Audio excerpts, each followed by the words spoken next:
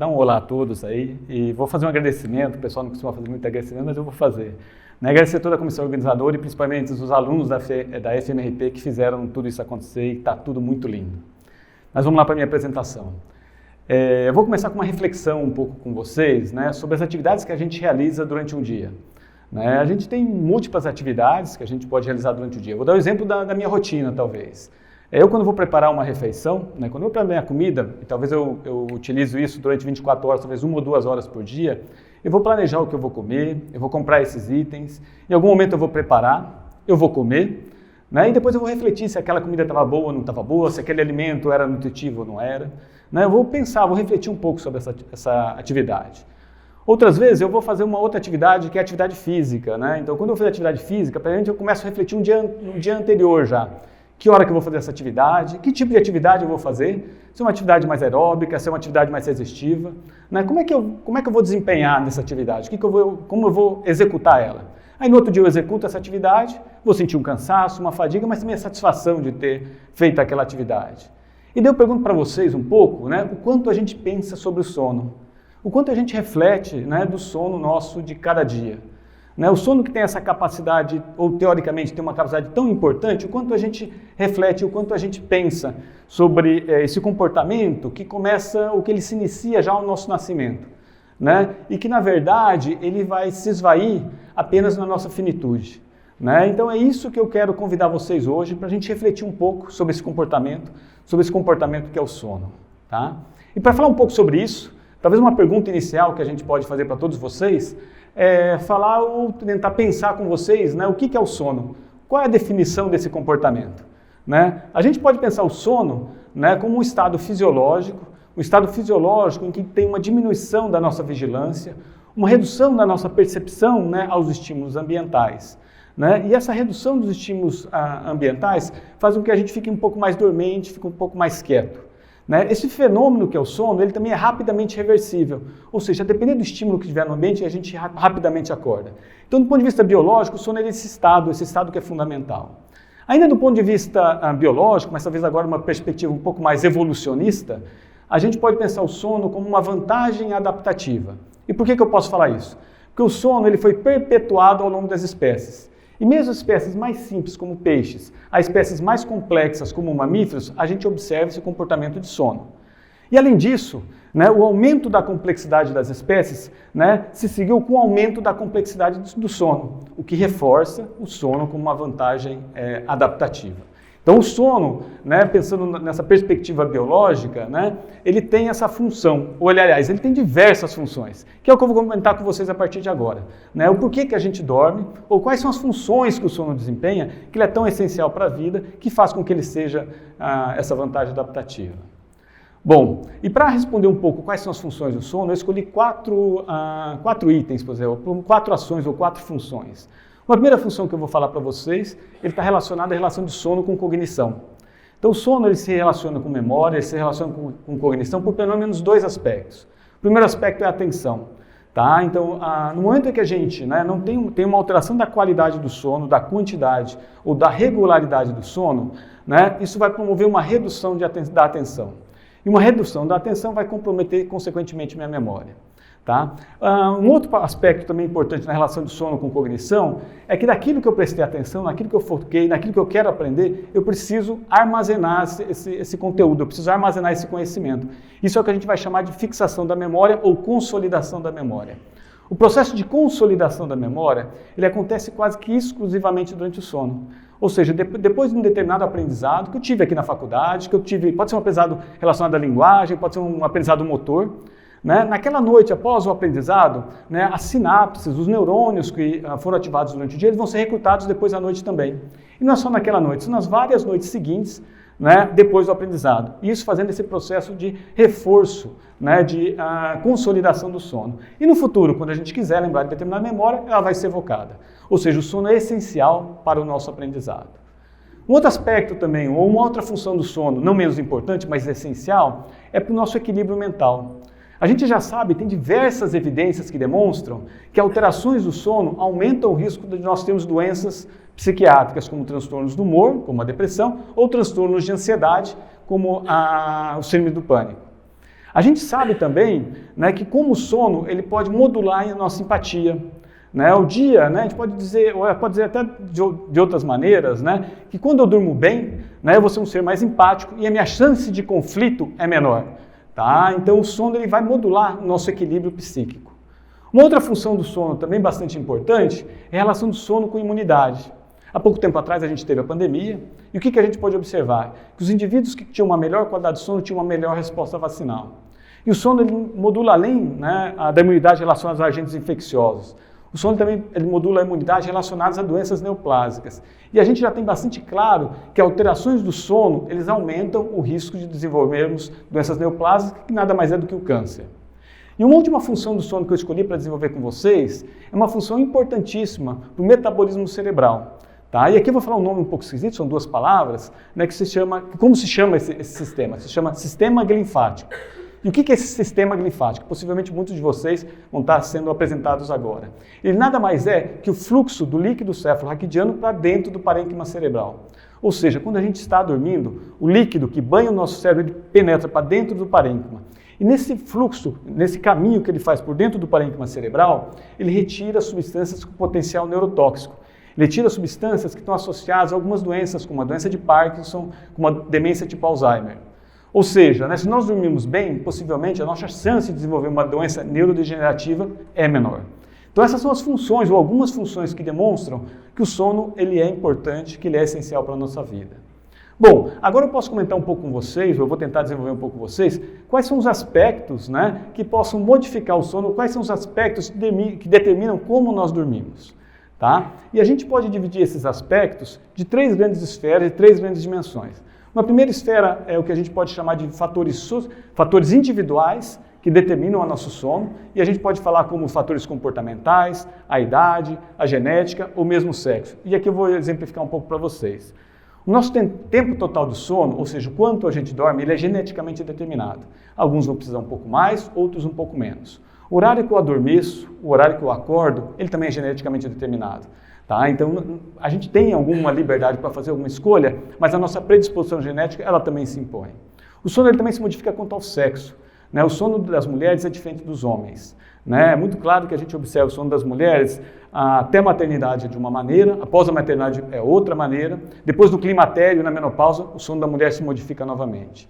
E a gente também pode pensar, né, como as variações da idade em função do tempo total de sono.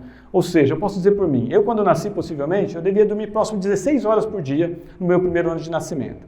Com mais ou menos 10 anos de idade, eu devia estar dormindo próximo de 11 horas. Na adolescência, próximo de 10 horas. E agora, na idade adulta, eu devo dormir algo próximo de 7, 8 horas. Ou seja, no mesmo indivíduo, a idade ela determina a nossa quantidade de sono. Mas a gente vai ter outros determinantes, né, que vão além do aspecto individual, né, que a gente chama de aspectos sociais que determinam o sono. Aqui a gente pode falar de aspectos culturais, ambientais, a condição econômica ou a condição social. Se a gente falar um pouco de condição social, a gente pode pensar em funções sociais. Então vamos usar o exemplo de uma mulher. Uma mulher que tem uma função social como mãe, função social como trabalhadora, como companheira e até mesmo como função como cuidadora dos pais, todas essas funções sociais elas vão determinar o seu ciclo de atividade. E se esse ciclo de atividade for muito elevado, possivelmente o ciclo de repouso dela pode estar comprometido. Então as nossas funções sociais determinam como a gente dorme. A gente também pode pensar de aspectos culturais que determinam o sono. E talvez o melhor exemplo para a gente exemplificar sobre isso é o episódio de siesta. Né, esse fenômeno que a gente observa em alguns países latinos, que eles cochilam, que eles dormem depois do almoço. A gente observa isso na Argentina, observa isso também na Espanha, um pouco na Grécia, né, que os indivíduos adultos eles têm 2 episódios de sono. Um maior, mais prolongado no período da noite e um mais curto no período da tarde. E isso não é porque eles têm um background diferente geneticamente. Né, isso só acontece porque é uma decisão daquele povo, é uma decisão cultural, né, daqueles habitantes que preferem dormir dessa maneira. Isso não é nem melhor e nem pior. Ou seja, tem aspectos sociais que também determinam como nós dormimos. E mais do que isso, existem aspectos muito mais amplos que sociais, que é o que a gente chama de aspectos societais, os aspectos globais, que também determinam como nós dormimos. Aí eu queria eleger 3 aspectos, né, que são aspectos tecnológicos, a parte da economia e aspectos climáticos que determinam como nós dormimos ao longo do tempo. Então, o ser humano, se nós formos pensar, se a gente for pensar um pouquinho mais para trás, né, se a gente for pensar na pré-história e como que o homem da pré-história dormia, eu posso dizer para vocês que o ciclo de atividade e repouso dele estava associado ao ciclo solar. né? Enquanto tem luz, tem atividade, no momento que não tinha mais luz, era a noite, tinha um repouso, né? E esse tipo de ciclo, ele foi assim ao longo de séculos, até poucos séculos atrás. Tá? Há poucos séculos atrás que a gente começou a ter um pouco de mudança nesse padrão de sono. Né? Então a gente pode pensar o sono também em paralelo com o modo produtivo, lembra que eu comentei um pouco da economia? Então quando a gente vai lembrar um pouco, talvez aqui, né, do feudalismo, né, naquele momento, né, o ciclo de atividade e repouso na época do feudalismo, ele também estava ainda ligado com o ciclo solar. Tá? E nesse momento o ciclo produtivo era apenas uma produção de subsistência. Mas depois do feudalismo a gente começou uma transição para o capitalismo e a produção não era mais só de subsistência. Né? A gente tem que produzir para ter um pouco de excedente, e excedente para ter um pouco de lucro. E para você produzir o excedente, você tinha que aumentar o tempo de atividade. E o aumento de tempo de atividade reduzia o tempo de repouso, a oportunidade que a gente tem para o sono. Então essas mudanças, né, nos ciclos econômicos associadas a mudanças tecnológicas, isso tem feito com que a gente tenha reduzido o nosso tempo total de sono ao longo desses últimos séculos. E o que eu posso colocar para vocês? Talvez um marco importante para essa redução do tempo total de sono, um primeiro marco bastante importante, seja a Revolução Industrial no século XVIII, na qual a gente teve mudança do modo produtivo, a inclusão da máquina a vapor, o aumento da jornada de trabalho, principalmente com agora o surgimento do trabalho de turnos, ou seja, um aumento de atividade e redução do tempo de repouso. Na sequência, né, um século depois, no século XIX, a gente teve o desenvolvimento da luz elétrica e na sequência da lâmpada elétrica. E agora a gente controla a luz com maior segurança. Antes era só com fogo, agora com a luz a gente consegue controlar um pouco melhor esse tipo de atividade. Né? E com a gente conseguindo controlar um pouco mais a nossa atividade, a gente reduz possivelmente o nosso tempo de repouso. Na sequência, né, no século XX, a gente tem a inclusão de novas tecnologias. Eu acabei colocando uma das tecnologias do século XX, né, muitos de vocês talvez não conheçam, que é uma televisão preto e branco, né, mas o que eu posso dizer para vocês é que no século XX, boa parte do século XX, as famílias se reuniam à noite para assistir televisão e gastavam várias horas nessa atividade de lazer. E, de novo, essas várias horas de atividade de lazer, possivelmente, é em detrimento de algumas horas de atividade de repouso, ou seja, de sono. E mais recentemente, agora no século XXI, a gente teve o advento, né, dos smartphones. Né? Os smartphones, né, que eu posso perguntar para vocês, eles estão juntos conosco praticamente 24 horas por dia. Né? A última coisa que vocês, ou pelo menos que a maior parte de vocês deve fazer antes de fechar os olhos é olhar para o celular.